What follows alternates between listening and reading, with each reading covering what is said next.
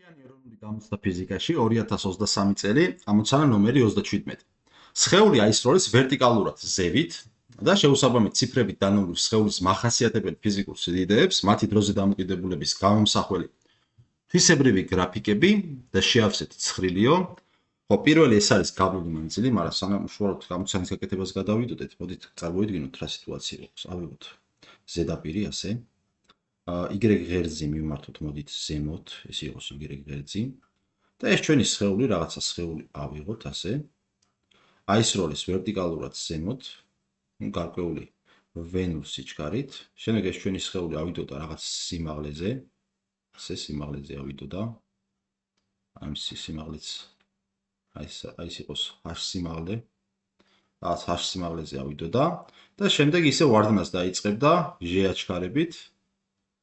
გამომდინარე იქიდან, რომ ამ სხეულზე მოქმედებს დედამიწის მხრიდან მოქმედი მიზიდულობის ძალა, ხო? და მოდი დავიწყოთ, ესე იგი პირველი რა გვაქვს? პირველი ეს არის გავლილი მანძილი. ხო, გავლილი მანძილი თავი სულ არის დადებითი, ხო, დადებითი სიდიდი არის და სულ უნდა იზრდებოდეს. რატო? იმიტომ რომ თავიდან ესე იგი რა მანძილს გაივლის ეს? ავა H სიმაღლეზე და მე ისევ ჩამოვარდება H სიმაღლეზე. H სიმაღლიდან. ანუ სულ გაივლის 2H მანძილს, ხო? ეს ჩვენი სხეული. შესაბამისად, რადგანაც სულ უნდა იზრდებოდეს გავლილი მანძილი, გამოვდის ჩვენ თან გადავხაზოთ. სულ ახლა ამ გრაფიკებიდან სულ ზრდადი ფუნქცია არის b, ხო? b. ამიტომ გავლილი მანძილი შეგვიძლია დავწეროთ, რომ შეესაბამება b პასუხი. შემდეგ ვნახოთ რა გვაქვს. კინეტიკური ენერგია. ხო, მეორეში კინეტიკური ენერგია ეს არის mv კვადრატ ნახევრის. და ეხლა რა ხდება? ნახეთ, როგორც ხედავთ, კინეტიკური ენერგია დამოკიდებული არის v კვადრატზე. ანუ v თუ იზრდება, კინეტიკური ენერგიაც უნდა იზრდებოდეს, v თუ მცირდება, კინეტიკური ენერგიაც უნდა მცირდებოდეს.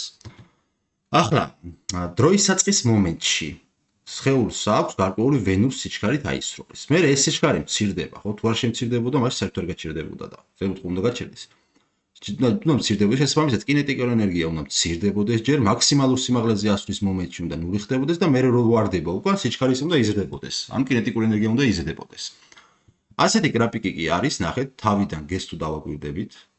თავიდან არის მაქსიმალური კინეტიკური ენერგია, შემდეგ მცირდება, ხდება მაქსიმალური სიმაღლეს ასვლის მომენტში ნულის ტოლი და ეს კინეტიკური ენერგია შემდეგ ისევ განაგრძობს ზრდას, ვარდნის ზას. შესაბამისად მეორეში პასუხი გამოგვდის ჩვენ G, მეორის G უნდა მოვნიშნოთ, ტიჩკა გავუკეთოთ ასე. ეხლა გადავიდეთ, მოდი ახლა კინეტიკური ენერგია გავაკეთეთ და მოდით ახლა პოტენციური ენერგიაც აქვს კითხვა და მაგაზეც გავცეთ პასუხი. ხო, პოტენციური ენერგია დამოკიდებული არის სიმაღლეზე. სიმაღლე რაც უფრო დიდი არის, ნულოვანი დონიდან, მით მეტი აქვს სხეულის პოტენციური ენერგია, ხო? შესაბამისად, პოტენციური ენერგია მეორე მხრივ, თუ გავითვალისწინებთ ენერგიის შენახვის კანონს, რომელიც სრულ მექანიკური ენერგია ტოლი არის კინეტიკური და პოტენციური ენერგიების ჯამი, რომელიც გვენახება, რაც ნიშნავს იმას, რომ კინეტიკური ენერგია სადაც მცირდება, იქ პოტენციური ენერგია უნდა იზრდებოდეს და პირიქით, სადაც კინეტიკური ენერგია იზრდება, პოტენციური ენერგია უნდა მცირდებოდეს. დავუკვირდეთ, თან სიმაღლეზე არის დამოკიდებული, ესე იგი თავიდან ასროლამდე, ასროლის მომენტში უბრალოდ. ასროლის მომენტში სხეულის პოტენციური ენერგია ნულის ტოლია. შემდეგ ეს ჩვენი პოტენციური ენერგია იზრდება. თან ნახეთ, სადაც პოტენციური ენერგია იზრდება, იქ კინეტიკური ენერგია იკლებს, მცირდება. და სადაც პოტენციური ენერგია მცირდება, ის პირიქით კინეტიკური ენერგია იზრდება. შესაბამისად, მეხუთეში გამოგვდის პასუხი A. მეხუთეს ამოვნიშნოთ ასე. ეხლა შემდეგი ვნახოთ რა გვაქვს. სიმაღლე ასროლის დონიდან მესამე ვნახოთ. ხო, მესამეში, ესე იგი მესამეში გავიხსენოთ, ესე იგი მოდი ჯერ ჩავწეროთ H-ი, როგორც ვექტორი.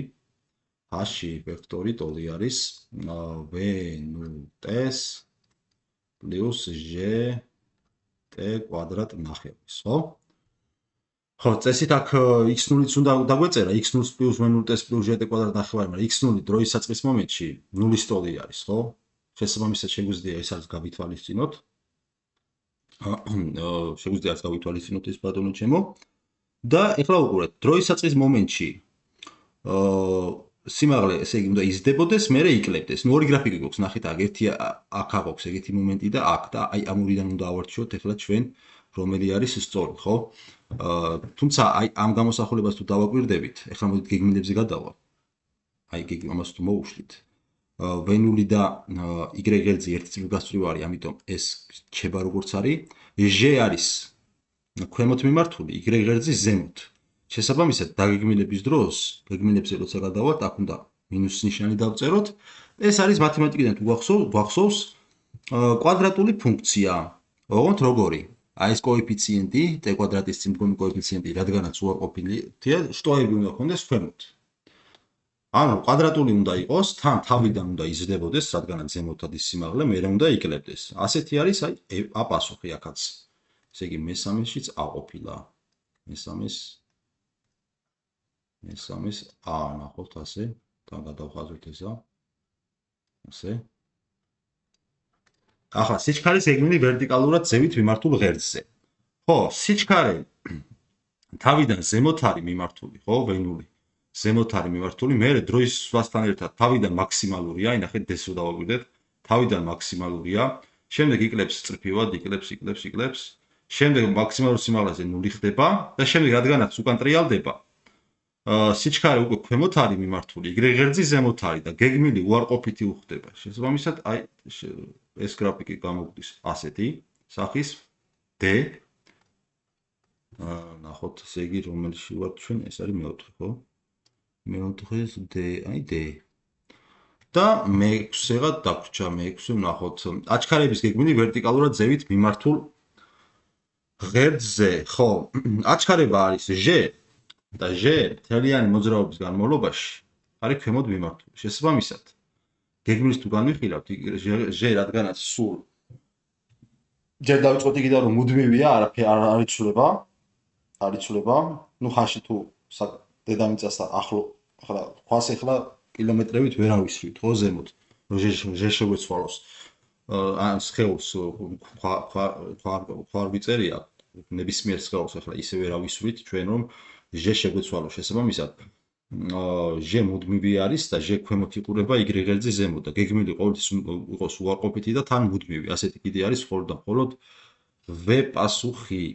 გამოგვდის ჩვენ მეექვსეს V.